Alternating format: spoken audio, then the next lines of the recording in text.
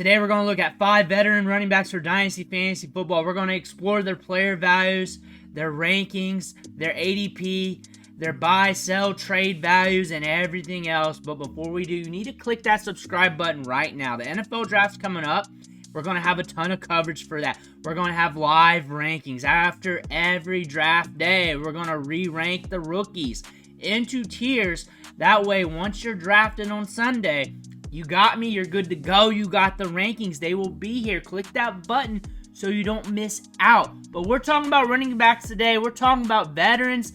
And this is the buy, sell, trade series that we've had previously. I just restructured it because I don't believe in buy, sells, and trades in Dynasty. And we're going to talk about Rashad White. Reason why is because Dynasty is fluid and leagues are fluid. My shares are fluid. If a player I don't like is there and he's at a good price, I'll still buy him. So it doesn't really matter to me. So I'm going to talk about everything and you just take them for what you want. But Rashad White, RB10 and ADP. This is April ADP for DLF. So it's fresh, hot off the press. 40.83. So we're going at a good clip off the board, but we're also going off the board in a range where the wide receivers are getting ready to start to thin out. We're starting to see an uptick there in ADP, mainly because free agency was nice to Rashad White. The NFL draft isn't too studly at the running back position, but they do have some prospects that could carry some consequence. Sean Tucker, maybe he develops, maybe he doesn't, but Rashad White, we like him. We like him a lot. Look at his production last year. His fantasy production, more than multiple RB1 weeks last season, multiple RB2 weeks when it was down there. The low games weren't too bad. So really, he's giving you top end production. His low end is pretty safe. I mean, you'll get your 6-point game, 9-point game here or there. But when you look at his production, safe with upside, which is good because he's getting targets. He had 70 last year, 71.2% route participation rate. And we were talking about Baker Mayfield last year for redraft. The thing about Baker Mayfield, he pushes the ball deep. And when he's not pushing it deep, around 20 to 23% of his targets goes to the running back. And he's running 71.2% of the routes. Therefore, he's getting a lot of opportunities. He's also going into a range where the cost is more palatable. RB10, that's on average. In your league, it could be RB11, 12, 13, 9, 8. That's why you got to kick the tires. But I do like him, especially in Dynasty, with how we use the running back position. Short windows. I do not call them 1, 2, 3 windows. I call them short windows because I do not want a number baked into the subconscious and then causing me to react poorly in a decision because my subconscious was knocked up due to a 1-year window, 2-year window, 3-year window, when really I should be a little bit more fluid, but I do know the window needs to be short for running backs. I'm going to act as if the window is short. So I'm going to enjoy Rashad White for a little bit, and then I'm going to send him on his way. Or if I can't send him on his way, then I'm going to hold on and realize I got a running back here that I just got to enjoy my time with. Running backs are running backs. But RB10, we could get him a little cheaper. If you can catch him a little bit cheaper, that's what I would do. I would try to strike. I would try to strike while on the clock in my drafts. That's when you should be trying to strike on these running backs. RB10 value, try and get him like RB15, RB12-ish. I do not see managers moving off of him though, because why would you? You got 70 targets. There's not a running back behind him. That's scary. He's a safe running back. Look at the production there. I think he's going to be a hard guy to move on the market. He's not a guy you want to sell in the high because honestly, he's not being overvalued right now. If he jumps up to RB5, fine. If he does that in ADP later on down the road, fine, try to do that. But unless you're hurting, unless the move needs to be done, he needs to be on your roster. You need to be trying to get him. Rashad White, though, is a good running back to get in Dynasty. Kenneth Walker, though, he's very fluid when it comes to value, but he can be very productive. Can be a lot cheaper than RB11 in some leagues. Let me know if you've seen any trades with Kenneth Walker. I'm very interested with that. Zach Charbonnet's lurking behind him. The thing about these running backs Injuries, left and right. We saw it in camp last year. We saw it in the season. They trade off when they're injured. That's just what these running backs do. Maybe we get a change, but Kenneth Walker saw injuries during his rookie season, saw injuries last year. Zach Charbonnet, injured in camp, injured in season, and they just flip and flop with that. We also have Kenny McIntosh, who was injured. There's something with these running backs, something in the water down there.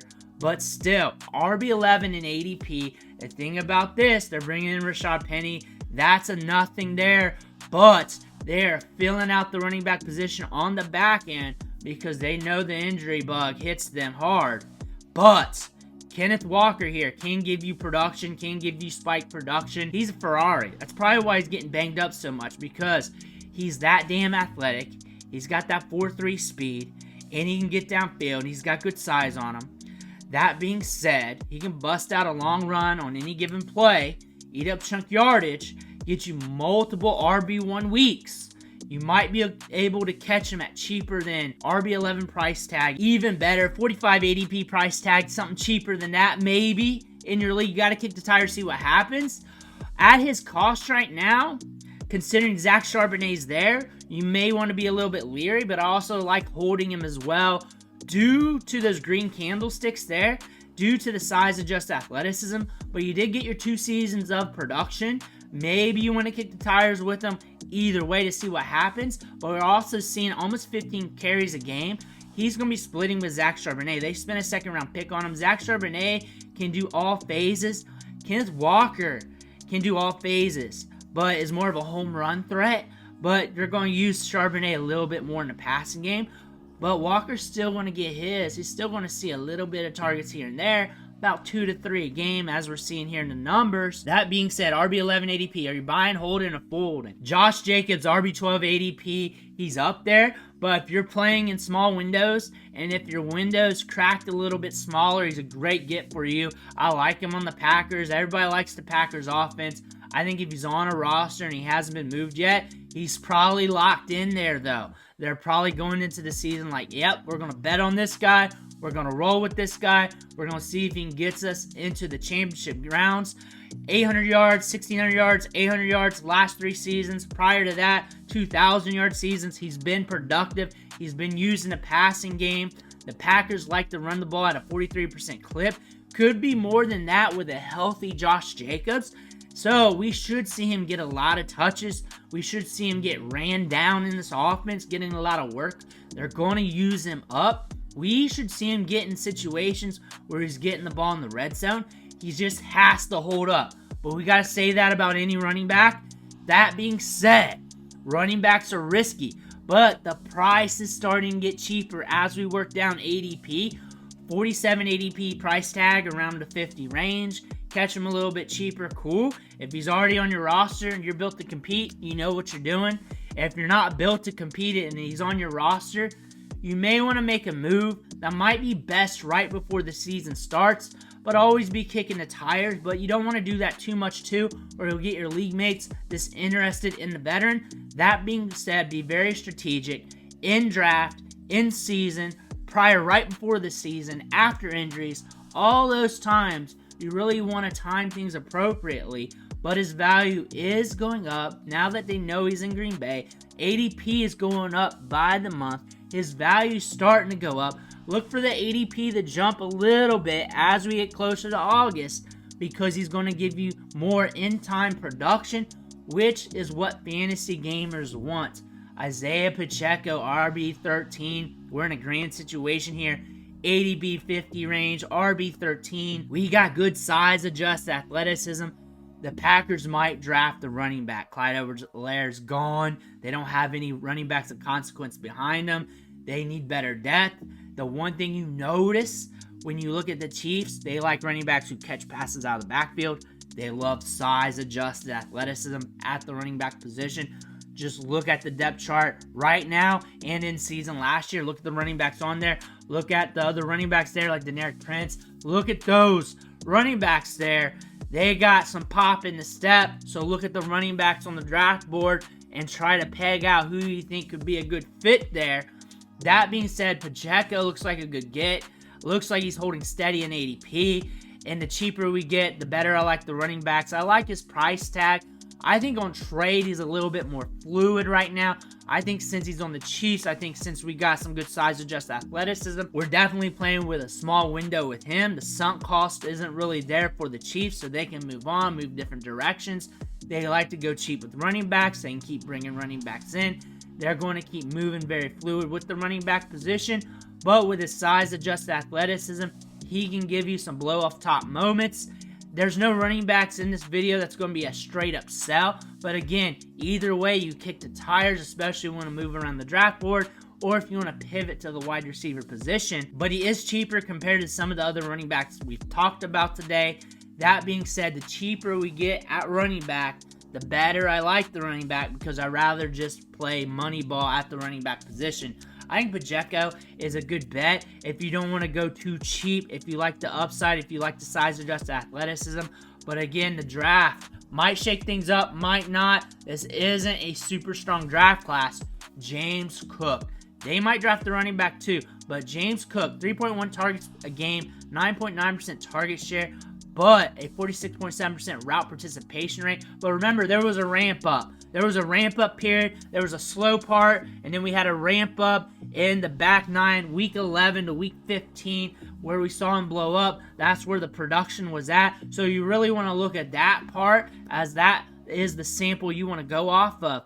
86 targets on his career, 54 targets last year. That could jump up this season, especially if they don't draft a running back of consequence. If they draft a running back, could be a banger. Could be a thick boy. Could be like a Braylon Allen. Someone between the tackles to help him on the goal line. Braylon Allen would be good for this spot, and James Cook can do James Cook things. That would be a good 1-2 combo. Those two would go good together. Plus, Braylon Allen looks like a running back that would do well in colder weather. I think that's a good fit. 14 rushes a game. He's getting workload. He's getting opportunities. There's going to eventually be a running back that's going to share the workload with him, because that's what's going to happen with just about every running back in the league. We're playing on short windows, but he's a little cheaper. We keep getting a little cheaper at the running back position. That being said, as we get cheaper, that's the more I'm going to like the running back. Catching balls out of the backfield, good for PPR. I think he's very fluid on the market too. You might be able to catch him at a cheaper price tag on draft day for your draft than compared to the other running backs mentioned today. Look at James Cook as another option when you're looking to move in the market. Remember, this is a very fluid game. You want to be open-minded. You want to be very strategic. You want to know the windows you want to play in. Running backs, you want to play in shorter windows, 1, 2, 3 years, and you do not want to get over ahead of your skis, but still you want to be open-minded with them as well. Keep some of your picks, funnel them into 2025. Use those as chips to buy cheap veterans who are getting opportunities mid-season, especially if you're in the hunt. You can pick up that running back on the cheap. That's what I like to do. You may want to funnel some of your picks into 2025. Third rounders, second rounders, fourth rounders, whatever capital you can to pick up running backs mid-season. You want to be strategizing now, because you're not going to be able to do that in September. Now's the time to focus on that. This is the time where you want to hit that subscribe button, because I'm dropping the knowledge now on the strategy. Now's the time to pounce on that in your rookie draft as that happens here soon. You want to look at possibilities, strategies for in-season too. You want to look at the 2025, 2026 draft classes. You want to get loaded up on some of those picks. Those late rounders, those third rounders that you think are not worth anything, that you know what, you just throw along. You stack those up in the future. Use those as chips to get those Zach Mosses, to get those jabroni running backs who start to produce, that people are trying to sell off to get an ROI that they picked up off waivers. But you need a starter for 2 weeks to get you those 2 wins, those wins above replacement at that little moment of time is worth it, because we're here for the money. We're here to make some money.